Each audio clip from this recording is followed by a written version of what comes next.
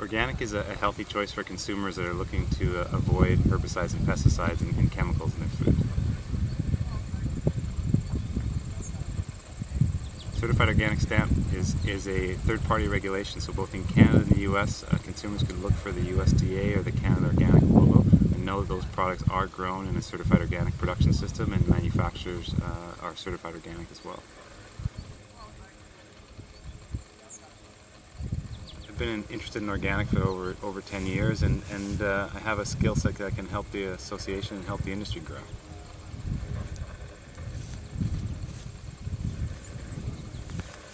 Organics are real, and since 2009 in Canada, organics have been certified, and since the Canada Organic logo has been introduced, consumers can know if they're supporting organic, it really is true and it's real, and they can be confident in the seal.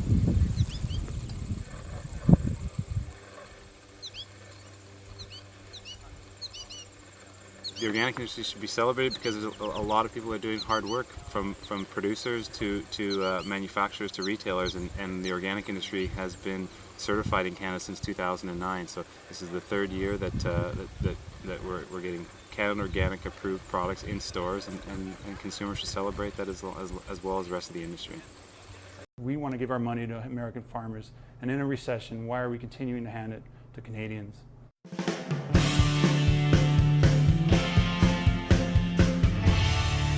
Arguably, no ban is dumber in the United States than the ban on growing industrial hemp. We can import hemp for our products. You can find it in the Obama campaign store. You can see it in Dr. Bronner's magic soaps. You just can't grow it in the United States. Reason TV welcomes David Bronner, head of Dr. Bronner's magic soaps. David, do you want to tell us about your arrest in June for protesting in front of the White House? So my protest in front of the White House, I locked myself in a cage with industrial hemp plants, which I harvested and pressed into oil. I was in there for 3 hours, lecturing police and the crowd. We want to give our money to American farmers, and in a recession, why are we continuing to hand it to Canadians? What's the biggest negative effect of not being able to grow hemp domestically? Well, I mean, economically, it's like, I mean, we have the world's largest consumer market for hemp seed and fiber products. So American farmers are being systematically cut out of this, growth market. Hemp is replacing fiberglass as a composite material with polypropylene, so all the German automobiles on the road today are basically made with industrial hemp paneling in the inner car door paneling. What does it take? What are the obstacles to getting industrial hemp grown domestically? And the obstacles is the drug war complex. I mean, basically these drug warriors see anything that threatens cannabis prohibition, which is just a house of cards, whether it's industrial or medical, anything that threatens the rhetoric that cannabis is a plant with roots in hell with no redeeming value whatsoever. It has no industrial application, no medical value, no spiritual, no nothing. And for them, anything that threatens that is, has to be resisted and, all out. But however, Senator Wyden of Oregon and Senator Rand Paul of Kentucky have just introduced an industrial hemp farming bill in the Senate. We feel like this is, we can really lobby and finally get Congress to direct the DEA from its willful misinterpretation of policy. Do you think that the only way we're going to get domestically grown industrial hemp is if we also legalize marijuana, or are their fates intertwined?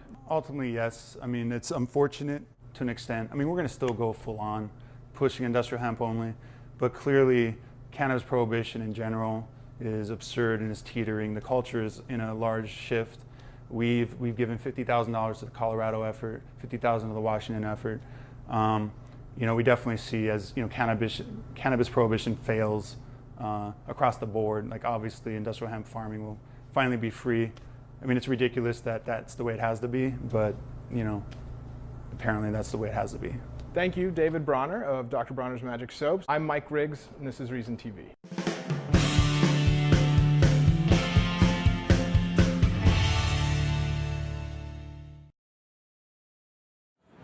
Hemp?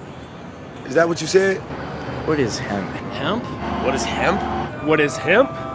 Medical marijuana. Wrong. No, come on. Golly, bro. Hemp is like the male plant, and it's used for all kind of textiles, making rope. It's rope, man.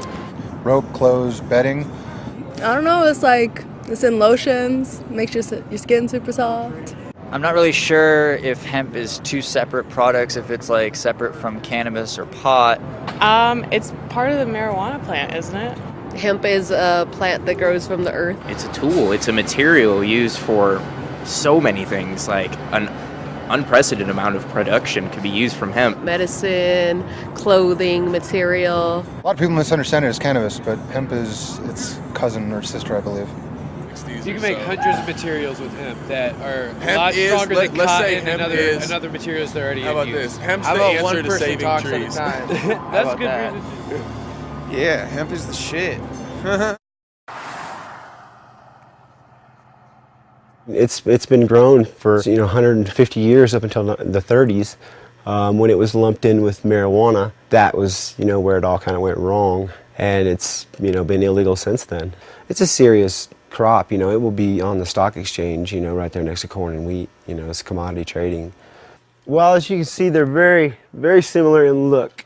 But this is industrial. This is industrial hemp, and it has 0.3 THC, so it has pretty much no psychoactive benefits from the plant at all. That's the only crop that can't be grown is industrial hemp, which is completely insane.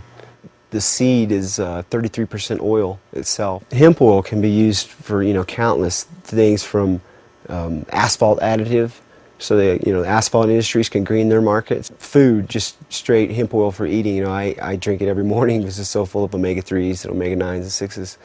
Hemp is a very tough plant. It can handle, it takes less water than corn or even alfalfa, and it can handle a hard freeze. It generally does pretty well in drought conditions. So Colorado has the opportunity to be the leaders, in this whole new industry. So from an agriculture perspective, you could have a crop that can help, especially with the drought issues, have a crop that can help with other mitigation issues. But more importantly, we can have a crop that can be used for such a broad spectrum of resources. You've got the oil component, you have some fiber opportunities for clothing, biomass, etc.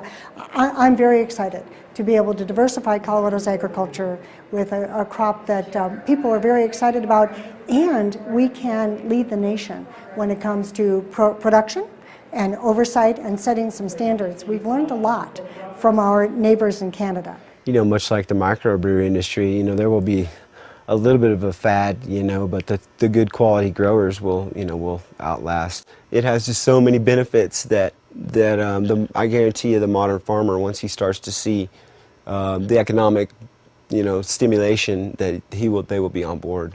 no matter where they stand with marijuana. In times of famine, whole populations have survived on just this seed. Yep, it's that good. Hemp seeds truly are one of nature's most supreme superfoods, and for three main reasons. First of all, hemp seeds contain the ideal 1-to-1 omega-3 to omega-6 fatty acid balance. This is perfect for nourishing health. The second reason is hemp seeds have a full amino acid spectrum, which creates a complete protein, making this a great source for vegans. And three, hemp seeds contain a vast array of minerals, including calcium, magnesium, manganese, sulfur, phosphorus, and I could go on. And this is so important in today's depleted soils and processed diets. These nutty, full-body seeds are quite versatile. They're great in smoothies or sprinkled on top of fruit. They're also delicious in salads. You can grind them up and use them in baking or make hemp milk out of them. But personally, I love them straight up because they kind of taste like sunflower seeds.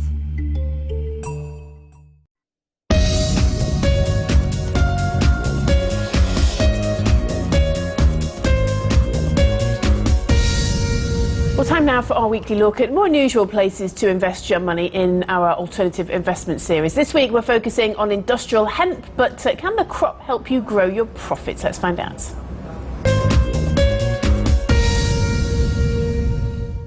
It may look like a marijuana plant, but industrial hemp contains less than 1% of the psychoactive component THC. There is still stigma around the plant. In America, hemp was a large part of its commercial industry, but it was put under the Marijuana Tax Act of 1937, and by the 1950s, production ended. As the US currently debates this law, 30 countries around the globe cultivate the crop, with China the #1 producer. Hemp is becoming a growing industry, thanks to its uses in textiles and construction. I think if 10 years ago, if you stopped somebody on the street and said, what is hemp, they would probably think it was something that you smoked. But now, I think with the construction and hemp insulation taking off, then I think that the general public are becoming much more aware of what hemp is and realizing that it is a crop that can be grown here in Europe, and it's being made into environmentally friendly products. The crop can be rotated between cereals and oil seeds, providing farmers with extra revenue. It's low on inputs, particularly chemicals, because it has a zero chemical requirement. It doesn't suffer from any pests or diseases that would warrant a spray, and its quick growth in covering the ground will blot out any weed competition. So it's a fantastic crop for cleaning up the ground and profitable for the farmer to grow. Currently, about 15,000 hectares of hemp are being produced in the European Union. The seed produces food, biodiesel and paints. The fibre from the stalk is where paper and textiles are derived from, while the shiv produces construction materials. One company that is at the forefront of hemp production is Britain's Line Technology. With a turnover of around $4 million, the company creates everything from concrete blocks to panels for the BMW 5 Series. It may be a versatile crop that also boasts green credentials, but can it grow you a profit? Yes, it is. It is a profitable crop both for the grower, for the processor, for the construction companies, and the people that will be living in those structures, because there's huge saving on energy to be had in hemp construction. My name is Andrea Herman, and I've come to Oregon State University as a co-lecturer for WSE 266 eCampus course on industrial hemp underneath the College of Forestry's Renewable Materials section.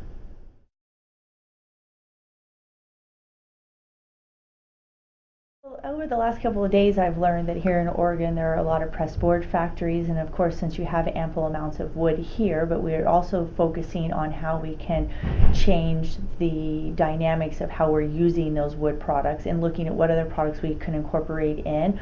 Also, I've learned that there's been a decline in the need for the grass seed production here, so that opens up acreage for hemp cultivation. We also have companies here that are already milling products into powders and food grade products, so that's something that Oregon can readily pick up and include in their production and market zone.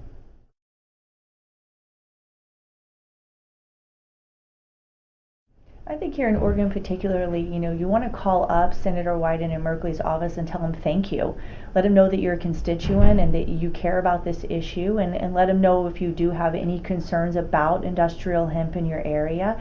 And beyond that, if you have family and it's in any other state, call them, talk with them, start talking about this at lunch, at the supper table, make that communication flow start to open up. And I think we're never going to have that federal bill passed unless people voice their opinion. So like I say, if your senator's already a sponsor, call them and say thank you. If they're not a sponsor, call them and let them know. And don't just call once, call more than once. Have your family, your colleagues, your husband, your kids make the phone call. The more phone calls we make, the better and the more difference it will end up making in the long run.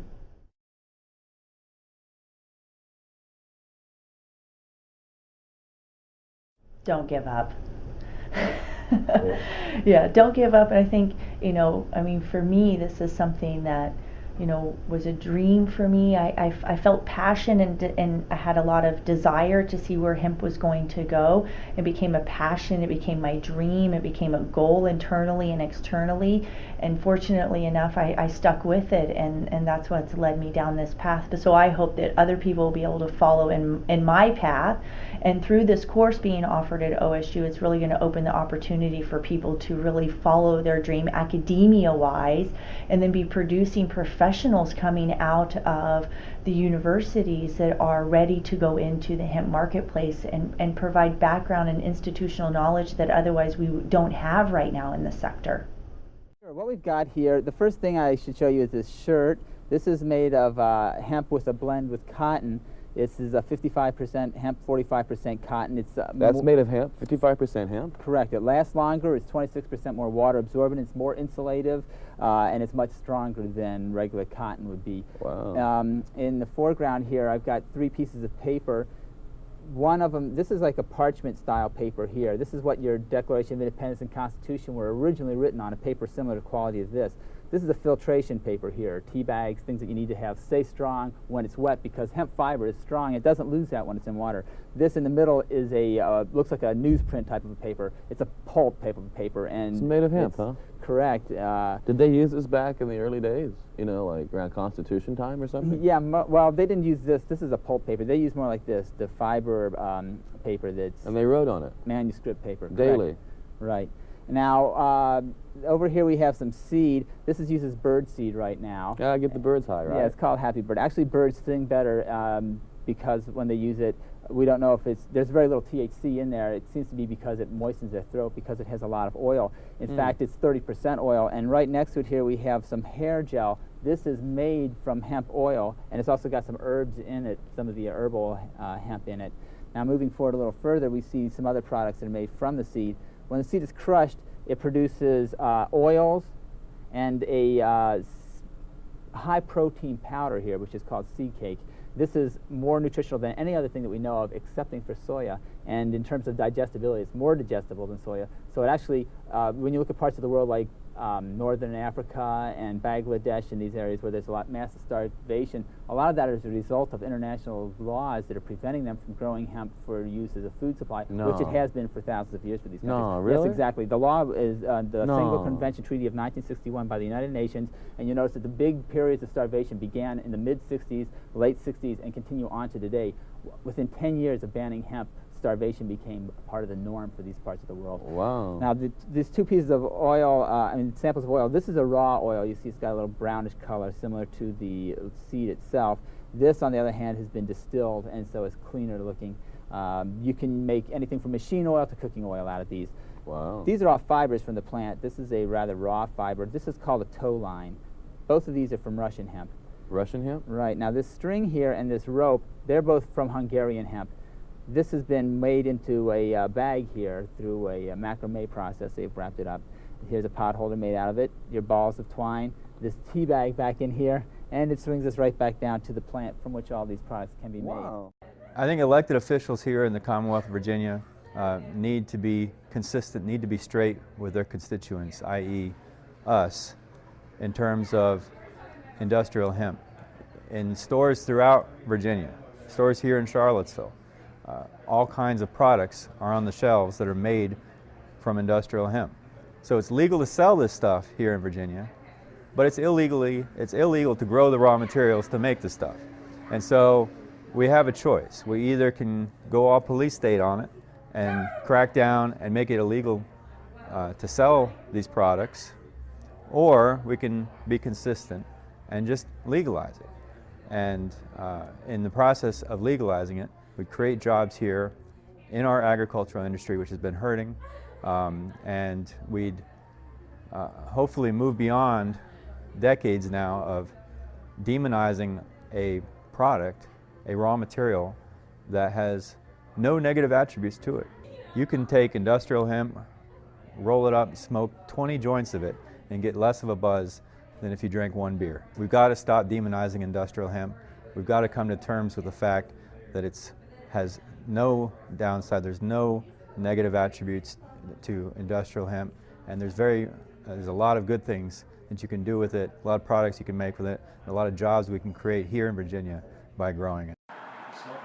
This is Dr. Oz's favorite milk to drink, which is hemp milk. Peep this.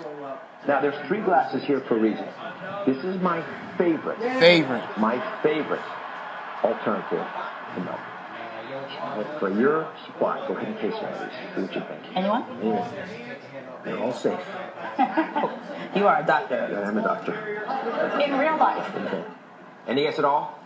Rice milk? I'm just guessing that because I don't know. Rice milk's a little too watery for me sometimes. What I love is hemp milk. I've never had that. Now, I know you haven't. Most people have not. Most people have not. But it comes from hemp seeds. Just taste one of these hemp seeds. Okay. Now, just to warn everybody, yes, in theory, pot, marijuana, and hemp seeds are related, but you don't get high on the seeds.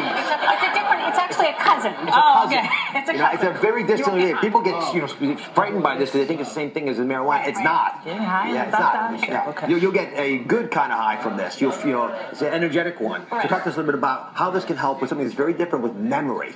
Everyone's pretty excited about this, right? One of the great things about hemp milk is it's packed with omega-3 fatty acids. And what we know about omega-3 fatty acids is they're heart healthy, but did you know that 2/3 of your brain is made up of fat? And the fat in your brain helps transport nutrients to your neurons. It keeps them healthy. It helps them communicate very quickly. We're not getting enough omega-3s in our diet. So when you drink hemp milk, it's a great source of omega-3 fatty acids. You get improved cognitive function and improved memory. So it's a great way to get those omega-3 fatty acids in your diet. Listen, I know you're not going to go off and start chugging hemp milk. Although I do like it on my cereal. But at least try it in your coffee. You can reap some of those other benefits, and you remember more things. Thank you very, very much, Terry. Thank you. As always, wonderful job. Be right back, everybody. It was a crop once grown by our founding fathers. Now, industrial-grade hemp is being called the perfect building material for energy-efficient and healthy homes. But hemp suffers a stigma of its close cousin, the cannabis plant that produces marijuana. And that is why proponents of legalizing hemp are demonstrating its benefits for building. This house near Prescott is getting a hemp makeover. And Bill Hudson visited the construction site today, and he's in the newsroom right now to explain. It sounds very interesting, Bill. Yeah, I learned an awful lot today, Amelia. Well, in the eyes of federal regulators, though, hemp of any kind is still a controlled substance, and it can't be grown legally in the United States.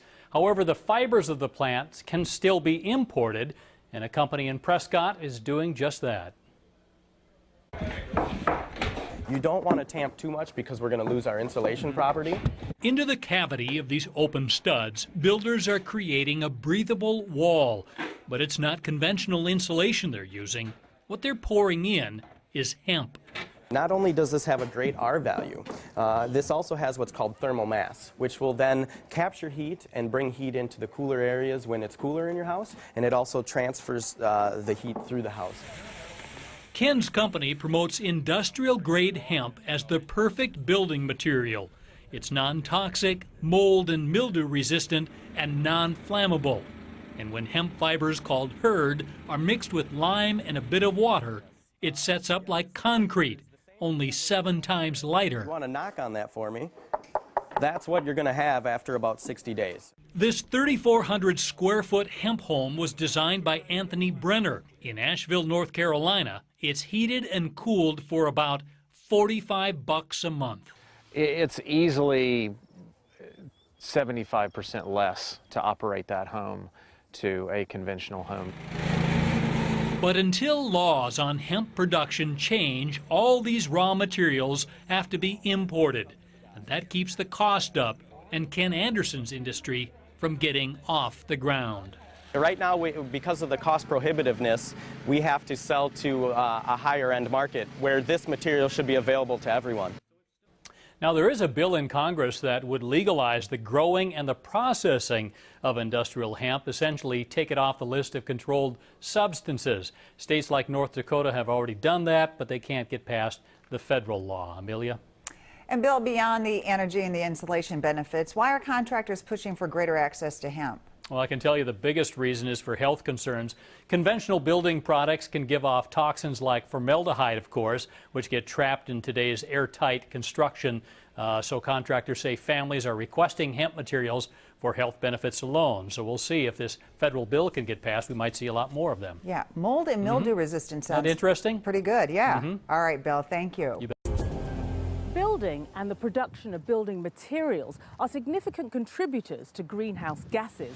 Cement production alone accounts for 5% of all global carbon dioxide emissions. But with the construction industry such an essential part of our lives, lowering those emissions presents a real challenge. I'm Joyce Ohaja in Oxfordshire in England to find out about a new material that could do just that. Well, we're in the field of hemp, and we're here because we're talking about a product called hempcrete. So what is hempcrete? It's an environmentally friendly building material, and we take the hemp plant and we can turn it into a variety of materials that we can use to build almost any sort of building. We're going to see Mike, who looks after all the farmers. So Mike, what makes hemp such a great crop? Well, it's a very fast-growing crop, and because it's so fast-growing, the farmer doesn't have to put any pesticides on it, so it grows very quickly. It swamps out all of the weeds and puts fibre back into the soil.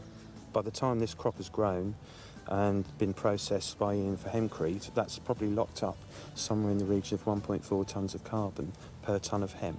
So it's taking CO2 out the atmosphere and locking it up, as well as providing environmental benefits for the farmer. Mike, many people, when they think about hemp, they think marijuana or cannabis, but what's the difference? These hemp crops have to be below 0.2% THC, which is the hallucinogenic element of cannabis. Cannabis is typically 15% THC. So what would happen to the plant before you'd be able to turn it into hempcrete? We have a process called retting, and retting is the process of the lignins in the plant starting to break down so that the fibre can be separated from the woody core or the shiv. So if you do this with it, you can see all the woody part starts to separate. Right. And then you're left with fibres. Oh, it's just this bit here? The fibres, yeah. These bits? Yeah. Like that? That's it. That's the shiv. That's the shiv that goes into the hempcrete. That's what we're looking for. Okay, so we're going to try to get some of this shiv so that we can take it to the factory. We'll be here for a while though, won't we, if we do it by hand? Better get cracking then.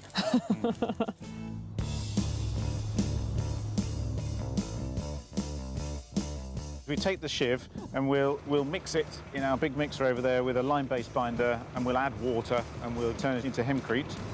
Well, this is quite impressive, and I'm just going to add my last bucket of hemp to the mix. The hempcrete that we've just mixed is in the bucket, right, and it's just about to be tipped into the panels and then spread out to the required thickness.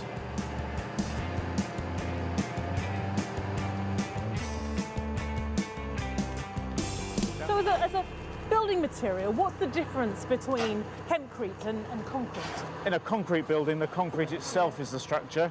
In a hempcrete building, we use a timber frame, or in some cases it could be a steel frame. How environmentally friendly is a hempcrete home? Well, it has a much lower carbon footprint. When you build out of conventional building materials, for every square metre of wall that you build, about 100 kilos of carbon dioxide are emitted into the atmosphere.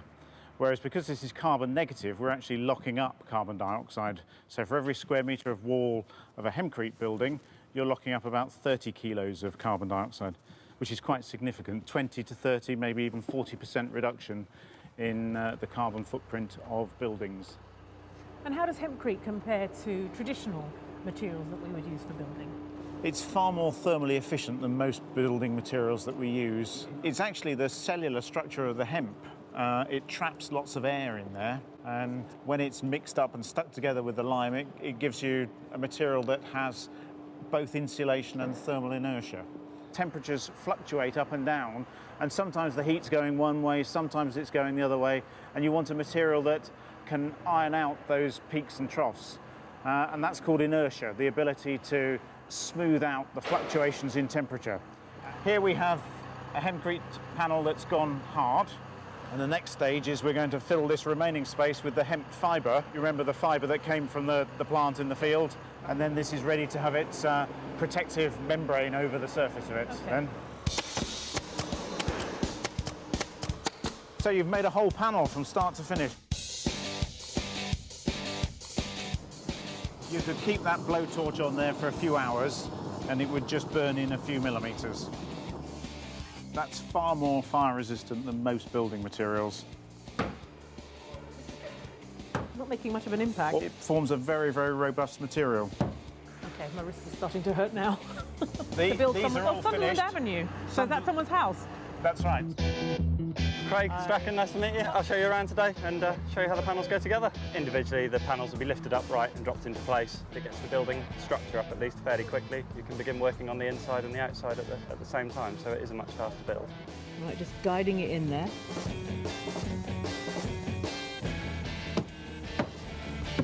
Is it in? Okay, I'm going to hand it over to the expert. Here you go. Well done. It's harder than it looks. Ah, that's how you do it properly. That was hard. I would never have been able to do that. Is out of breath. Yeah, exactly. You're out of breath, aren't you? We chuck so much stuff away in skips every year on building stuff. It's frightening. So to be able to use something which is pretty green is nice. Makes a change. But you're not mixing concrete, you're not putting bricks down, and that's better, I suppose. Oh, yeah. That's better for the environment. I think it's a great product. I think it's the way forward. Excellent. Job done. It's starting to look more like a house. It's coming. Yes, it's getting there.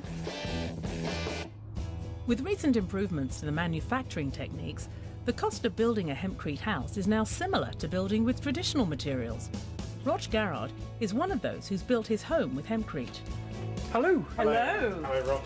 So what made you want to build a hempcrete house? I think we were looking to cut our fuel bills substantially. And has it done that? It's cut the heating bills down enormously. It's a very constant heat. It never gets very cold. It never gets too hot. And it's just an easy, happy condition to live in. We started from the premise that if you're going to build a house, you want to build a house that is in fact impacting upon the environment as little as possible. Well, hempcrete seems to tick so many boxes. Do you think in the future that we'll see more people like Roch building houses out of hempcrete? I think so. The construction techniques are moving forward at quite a pace, as we've seen in the factory and on the site. I think we'll see thousands and thousands of hempcrete houses happening in the future.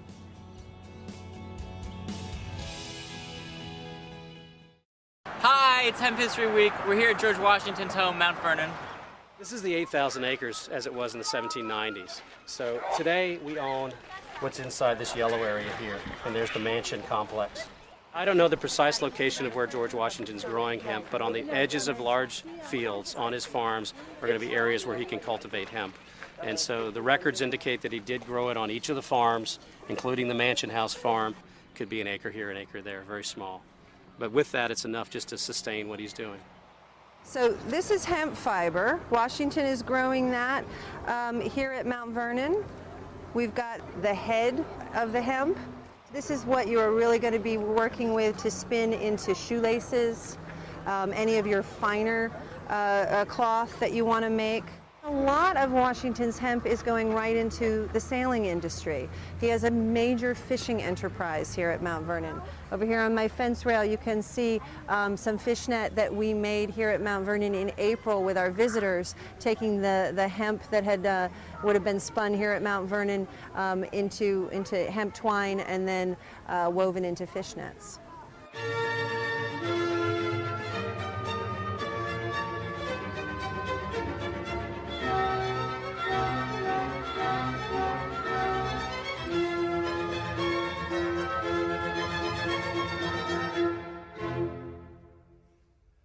Hi, my name is Tara Miko, and I am the owner of Happy Hemp.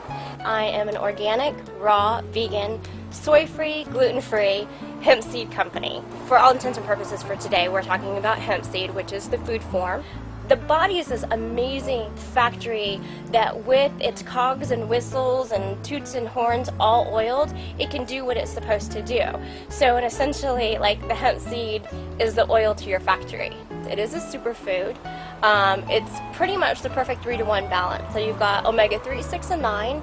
It's high in protein. It actually has more protein than meat, fish, or tofu, which I was shocked to hear. So hello vegans and vegetarians, it's a great option for you guys. And it's awesome with essential fatty acids. This is actually a food that you don't have to do anything to it, and it actually tastes good. It's got this warm, amazing, moist flavor. It's like sunflower seeds or pine nuts, and honestly, you just want to eat it straight out of the bag. I basically tell you the 411 of why you want to eat it, what to do with it, and I come up with daily recipes. They're easy recipes that even my dog could make. Speaking of my dog, I also have a section on there about animals and teaching how to use organics for them, and sprinkled with a little bit of healthy randomness. Thanks for coming by today and spending a little time with us. We hope that you come back again soon, and we hope that you enjoyed learning a little bit more about my new company, Happy Hemp. Thanks, and I hope to see you again. Bye. Talk about living high on the hill. This new home in Cape Town, South Africa is made almost entirely out of hemp. Everything from the carpeting to the curtains, the cabinets to the carpentry, made from the hearty fiber. The wall panels are made of hemp board with a wood veneer on top. The insulation in the internal external walls is made of hemp insulation. The cupboards are made from hemp board. These shelves and cupboards are also hemp board. Then the flooring is hemp carpet. In the floor is a hemp insulation. In the roof is a hemp insulation. All the hemp needed to construct this house was grown on just a few acres of land in less than 3 months. By combining the fibers with a mixture of lime, water, and hemp stalks, engineers were able to create a material they call hempcrete. The quick turnaround from raw material to final product helps make hemp an affordable and sustainable choice for South Africans. Homeowner Tony Budden says the hope is that hemp will prove itself a viable alternative, and he says more new homes could be sprouting in the coming months. And already South Africa is now growing on a commercial trial level hemp in the Eastern Cape, managed through House of Hemp, who is a partner company of ours in Johannesburg. Tandeka Kuneni is managing trials there, and we are hoping to bring that to the Western Cape this year. So the idea is that we will soon be growing hemp in South Africa and building houses here with it. That's the ultimate goal. Pilot House is a luxury development, but if the hemp project proves successful and large-scale cultivation for construction goes ahead, it could change the lives of millions of South Africans. John Belmont, Associated Press.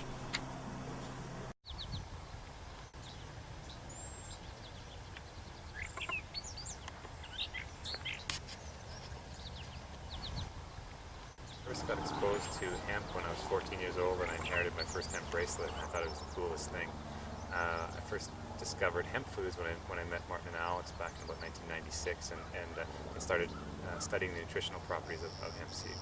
I came more from the health background, where I used to weigh 300 pounds and lost over 100 pounds, got really interested in health. And so when I was doing studying nutrition and realized that hemp was like the king of the essential fatty acids and a really good source of protein, that's where I saw the opportunity in foods, and sort of helped steer Martin and Alex into the direction of food, because there is literally thousands of different ideas and products that you can make from hemp, on the fiber side, on the fuel side, and on the food side.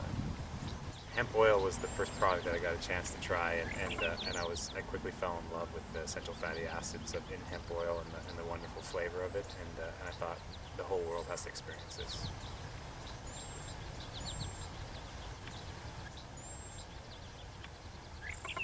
We needed the first farmer before we had the politicians, because they wanted to see that they weren't just changing the law for no good reason. They wanted to know that there was an industry that could be formed, and so having that first farmer on board, Art Poderoka, being that farmer, was instrumental in getting the government to further get on side. It was developing a business plan that showed the government exactly what the profitability of the crop was to a farmer, what the opportunity was to the rest of the supply chain, and then why consumers would want to buy the product. So those three pieces of information were instrumental in convincing the government that there was a legitimate opportunity. Martin did most of the work with the provincial government and getting, at that time, Minister Harry Entz, which was the provincial ag minister, and got him on side, and Minister Entz saw the opportunity in hemp and a new value-added crop for Manitoba farmers. The UN treaty clearly states that cannabis and high THC forms of cannabis, like marijuana, are illegal in UN countries, but low THC varieties of the crop, commonly referred to as industrial hemp, which are used for seed and fiber, are legal in UN countries.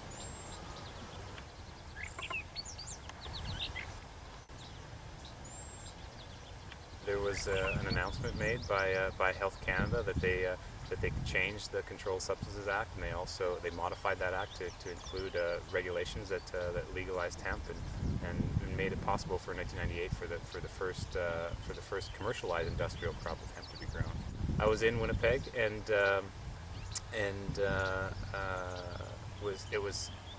I don't exactly remember where I was, but I remember the excitement was fully in the air, and it was an excitement that lasted for several weeks and months, because people just couldn't believe that something as monumental as changing a law happened, and changing a law to make hemp available, that we were successful in that, because it was a good 4 or 5 year battle to be able to get the laws changed.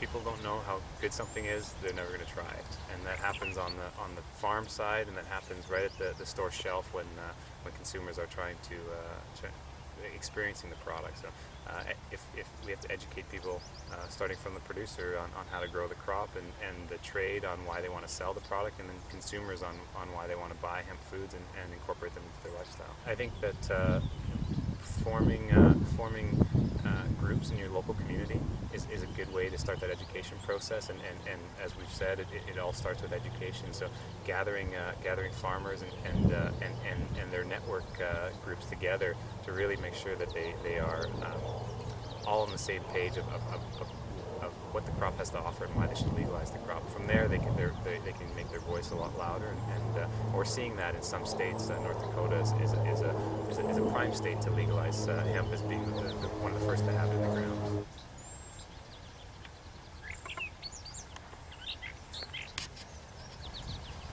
It's come a long way from that first year that hemp was legalized in Canada in 1998.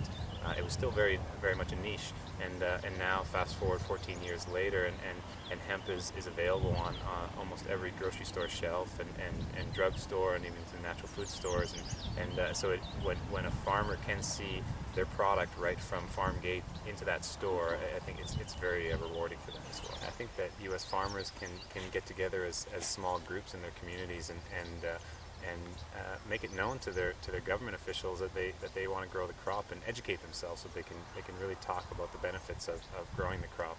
And I think U.S. citizens can write into their local government officials or write to Congress and tell them that hemp should be legalized. And for the same way, they should educate themselves about the nutritional benefits of hemp foods and all the values that hemp products bring, and let the government know, and they'll be successful. They'll change the laws.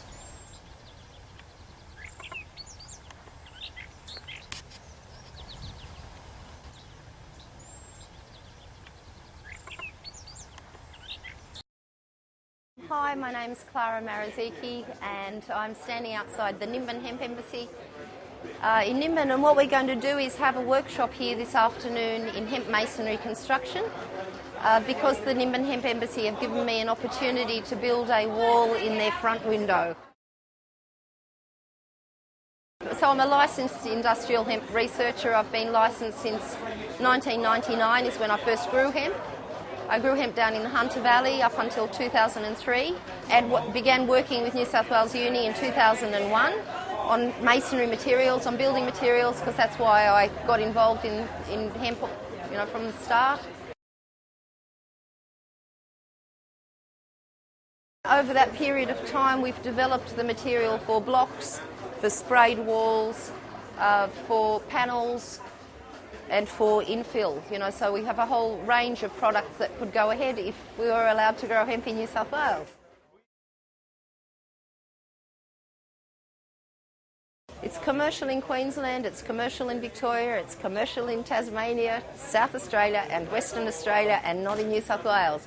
So, and a lot of the knowledge is in New South Wales, so a lot of the research has been done in New South Wales and we can't grow fibre. So it's this incredibly sustainable product. It creates a carbon sink when you build a house out of it. So it takes up carbon when you're growing, and then locks it into the wall. And we are going to be trucking it from Western Australia, which is really not a logical thing to be doing. And the New South Wales government has been fully aware of my work in hemp masonry since 2000.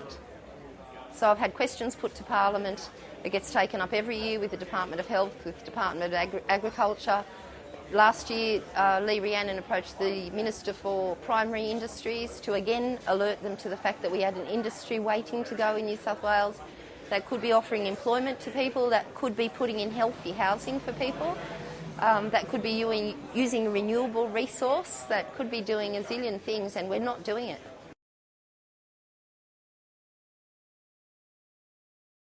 So the thing that's interesting for me in the hemp plant is the inside, the woody stem or the hurd. The hurd of a hemp stem reacts with lime-based materials and starts, in layman terms, to petrify. So it turns from a fibre into a mineral. It can be very commercially competitive. Quite a lot of the work at New South Wales Uni was on getting to a commercially competitive model, because I realised that there was no point in having a sustainable product that cost an awful amount to build with, so it could be very commercially competitive. What we're seeing today is, unfortunately, the leftover of an old hemp crop because there's no fibre available. Here we're actually working with both bast, both hurd and bast. It's lost most of its bast. It's being mixed with a lime-based binder and it's being put into a wall in the hemp embassy. Tomorrow we can take away the moulds, so the outside shuttering system, and that's a wall. That's the beginning of a house. Tony Button and Duncan Parker have been punting the worth of the hemp plant for years as an all-purpose, entirely eco-friendly material. Now they're betting the farm on it for housing. You say this is a greenhouse, but it looks the same as any other modern house would. That's exactly the look that we've gone for. We've tried to make it look normal, that people can understand. You do not have to live in a teepee out in the eco-village to be sustainable. Just change the resources you use, change the way we work with resources, and we'll go back towards a renewable planet. I guess the obvious giveaway is the roof garden. Exactly. Well, from the outside, that's what we decided to do, shrink the footprint of the house some more by replacing the plant matter that we disturbed and putting it onto the roof. The purpose is both visual and practical, providing a roof that naturally insulates through the winter and protects you from the summer heat. What actually makes this house stand out? This house is actually made out of hemp, which is the cannabis plant, and it's a resource that can provide walls, interiors, everything, and we're showcasing what it can do. Let me show you more inside. It's the sophistication of Tony's home which takes most visitors by surprise. This really looks so modern. What exactly is eco within the house? Pretty much everything you see, and that's the look that we've gone for. We've tried to make it really digestible and looking like a normal house to show people they don't have to look alternative or hippie to be sustainable. Exactly what type of building materials have you decided to use? The house is based on hemp building technologies, and that's coming out of Europe, and they've rediscovered hemp as a traditional building method. How they do it is they mix the lime with the hemp, and there's a bond that takes place between the carbon in the hemp and the calcium in the lime to make calcium carbonate, which is shell, coral, limestone, really hard substance that is very eco-friendly as well. Inside the other walls, we've also got 2 layers of hemp insulation. Now this replaces that toxic fiberglass stuff that everyone uses in their roof. It's natural, you can touch it, you can work with it. Because it's a hollow fiber, it's got very good thermal properties as well. Another product that we're using is this, it's hemp chipboard, and this is on the inside of the walls. We've used this as a paneling as well.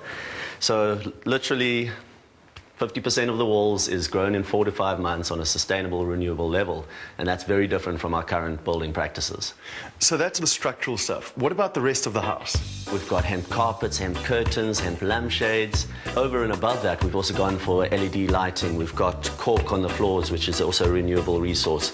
We've recycled ceiling boards on our cupboards.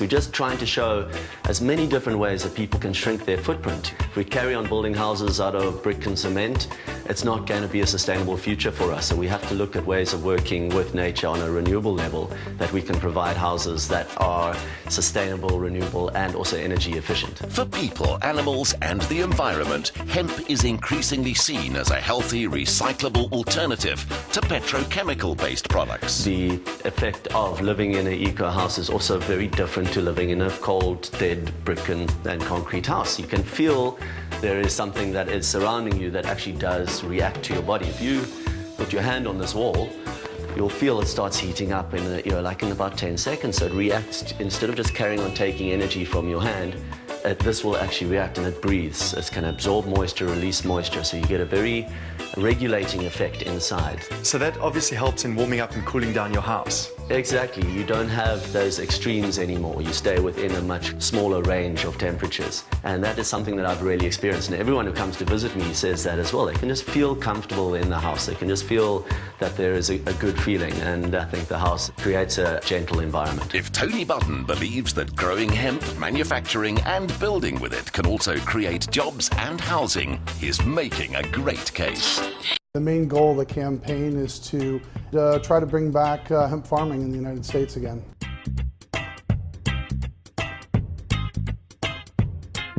Hi, I'm Nick Gillespie with Reason TV, and today I'm talking with Eric Steenstra, who is the president of Vote Hemp, a national single-issue nonprofit advocacy group that advocates for the ability of local producers to grow and manufacture hemp. Eric, thanks for talking with us. Tell us what Hemp History Week is and what you're hoping to achieve with it. The main goal of the campaign is to educate consumers about the benefits of industrial hemp products and try to bring back hemp farming in the United States again. Right, and so people understand hemp is related. It's the cousin plant of cannabis or of pot, but it has no psychoactive effects on people. Currently, you can bring it in from outside the country and use it for whatever you want, but you're just not allowed to grow it here. That's correct. We've got countries all over the world that are producing, including China and Canada and all the European countries, Russia. When was it banned in the United States to grow? Well, so technically in 1937, when they passed the Marijuana Tax Act, it effectively required producers of cannabis to have a tax stamp, and so that had a major effect on the production of hemp. It made it much more difficult for farmers to grow it, but it didn't outright outlaw it.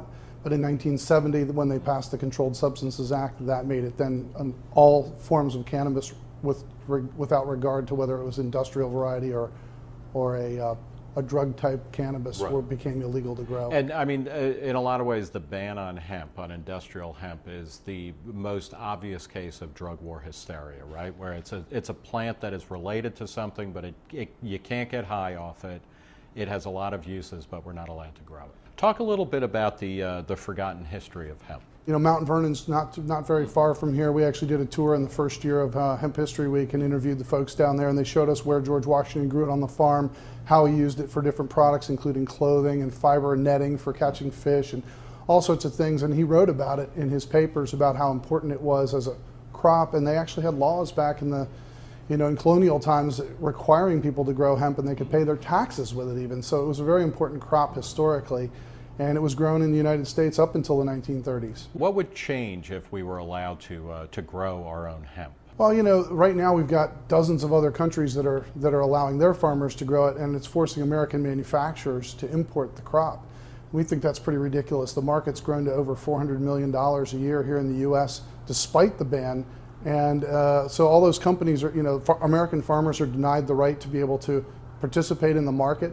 They're denied a good rotation crop that grows well here. And the biggest part is, you know, in this time when we have high unemployment and we need more jobs, why would we do anything like this to limit the ability to grow more jobs here in the United States? Now, at Vote Hemp, you lobby against the federal ban on manufacture of hemp, but then there's also a lot of state laws. How close are you to affecting change, do you think? Well, we think we've made a lot of progress. 17 states have passed some form of legislation or resolution in support of industrial hemp. And there's a lot of pressure from the states. We've actually got a bill in Congress right now that's bipartisan with 33 co-sponsors, including 7 Republicans, 25 Democrats, which is pretty unusual in this day and age with all the polarization in Congress. And we've got a senator, Senator Wyden from Oregon, who's about to introduce an amendment to the Farm Bill and also some standalone legislation on this as well. Well, you know, there are tons of hemp products. You brought a nice Hemp Plus granola. What does hemp add to foods that it's all over the place? Right, and that's the great thing about hemp is it's, you know, the manufacturers are adding it because of the nutritional benefits. It has a perfect balance of omega-3 and omega-6 essential fatty acids, which doctors are now recommending for good health. What would you say is the oddest hemp product that you've encountered? Yeah, you know, there's a lot of great hemp products out there, but I thought hemp lube was pretty. Hemp lube was pretty interesting, yeah. All right, that sounds a little bit strange. How can people find out more about Hemp History Week? Please go. Everybody can go to hemphistoryweek.com, and we've got information on there about all the locations where there's going to be events happening, what stores are carrying the hemp products. Thank you, Eric. I want to thank Eric Steenstra, the head of Vote Hemp and the man behind Hemp History Week, for talking to Reason TV today. Thank you. For Reason TV, I'm Nick Gillespie.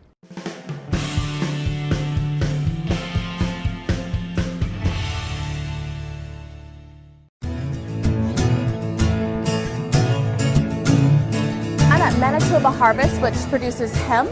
They have a really unique story. They're very plugged into the social issues and production methods with the production of hemp. And Mike Fata is the co-founder and CEO of the company. How do your methods set you apart from other hemp producers? Yeah, I guess it's a story of passion at first. I started the business because I lost a whole bunch of weight, over 100 pounds. I'll show you the little shot, the photo of the before me and the current me. What differentiates us now is that we're the only company that works directly with farmers to grow the crop. We own the facility where we make and package all of our products, and we bring them to market. So the vertical integration method is what we focus on. And so you do everything from milk to, it looks like hemp seeds and hemp protein? We do a full range, so hemp hearts, which is the soft inner kernel of the hemp seed. We make a whole line of hemp protein powders. We cold press hemp seed oil, and then we make hemp milk or hemp bliss, which is a non-dairy beverage from the seed. So all 4 different categories. Hemp is similar to soy, that you can make a number of different products from a protein source and also a really rich source of essential fats, omega-3 and omega-6. So since hemp's been on Dr. Oz and Martha Stewart and Oprah over the last year or two, and they're promoting the essential fatty acids benefits of the hemp seed, people are starting to learn more about it, and so the marketplace has really been growing at a rapid pace. Basically, essential fats and protein. So hemp contains more essential fats than flax, and it contains an equal amount of protein to soy, but without the allergen concern of soy. And how does it taste? Hemp tastes really nutty. You could taste our hemp hearts. Has a really soft texture and a really nice nutty flavor. You can eat it just like it is out of the bag. You can sprinkle it on salad, cereal, yogurt. Yeah, please go for it. Yeah, it tastes like a sunflower seed kind of, right? Yeah, almost like a cross between a sunflower seed and a pine nut. Great. And then your milk, is it similar flavor? All the products have that same sweet, nutty flavor to it. So this is the chocolate milk. Take a sample of our hemp hearts. It's our new branded look of our raw. Oh yeah, this is awesome. Yeah, it's fair trade organic cocoa powder in there, so it's real chocolate, not a chocolate flavor. What are you using to sweeten it? It's sweetened with organic evaporated cane juice. Oh, perfect. Great. Well, Thanks so much, Mike. You're very This was welcome. awesome. Enjoy.